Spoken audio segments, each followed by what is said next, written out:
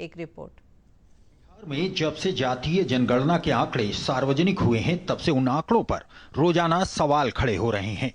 तमाम सियासी दल बिहार सरकार पर तमाम आरोप लगा रहे हैं, तो दूसरी ओर सत्तारूढ़ गठबंधन के लोग जिसकी जितनी संख्या उतनी हिस्सेदारी को लेकर घमासान मचा रहे हैं।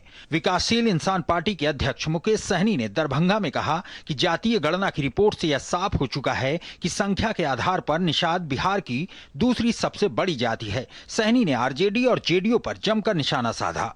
आज बताइए, बंगाल में निषाद को आरक्षण है, दिल्ली में निषाद को आरक्षण है, एससी का बिहार या उत्तर प्रदेश झारखंड में नहीं है। तो हमारी मांग है कि भाई जब देश एक है, संविधान एक है, देश के प्रधानमंत्री एक है, तो हमारे साथ भेदभाव क्यों हो रहा है? ऐसे में राजद सुप्रीमो लालू यादव ने जातीय गणना के आंकड़ों को लेकर हो रही सियासी हलचलों पर एक्स के माध्यम से अपनी प्रतिक्रिया दी है। उन्होंने लिखा कि जातीय जनगणना के विरुद्ध जो लोग भी हैं, वो इंसानियत, सामाजिक, आर्थिक और राजनीतिक बराबरी के समानुपातिक प्रतिनिधित्व के खिलाफ हैं। वहीं बीजेपी और उनके सहयोगी दल इस मामले में बिहार सरकार पर निशाना साध रहे हैं। जब अति पिछड़ा के सम्मान की बात आई, दलित के सम्मान की बात आई, तो लालू प्रसाद जी ने किसी को आरक्षण नहीं दिया।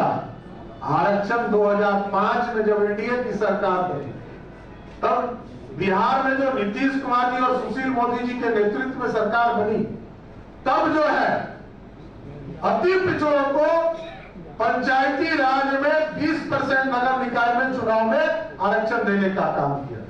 बिहार सरकार द्वारा जातीय जनगणना के आंकड़े जिस तरीके से सार्वजनिक किए गए हैं, ये बिहार सरकार की राजनीतिक महत्वाकांक्षाओं को दर्शाता है। इसमें जिस तरीके से जाति विशेष के आंकड़ों को बढ़ाकर दिखाया गया है और बिहार की ऐसे ही कई अन्य ऐसी छोटी जातियां हैं जिनके आंकड़ों को कम कर दिखाकर राजनीतिक लाभ उठाने का प्रयास किया गया।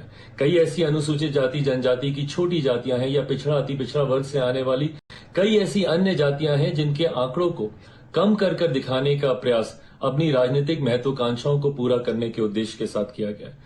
यूपी के देव भारतीय समाज पार्टी के प्रमुख ओम प्रकाश राजभर ने गांधी मैदान में रैली को संबोधित करते हुए कहा कि बिहार में जातीय गणना के जो आंकड़े पेश किए गए हैं, वो फर्जी हैं। ऐसा नहीं है कि बिहार में सियासत के गलियारों में ही जातीय गणना की रिपोर्ट को लेकर नेताओं के सुर तेज हो रहे हैं, बल्कि जातियों के लोग भी अपनी मांगों को लेकर सड़क पर प्रदर्शन करने लगे हैं।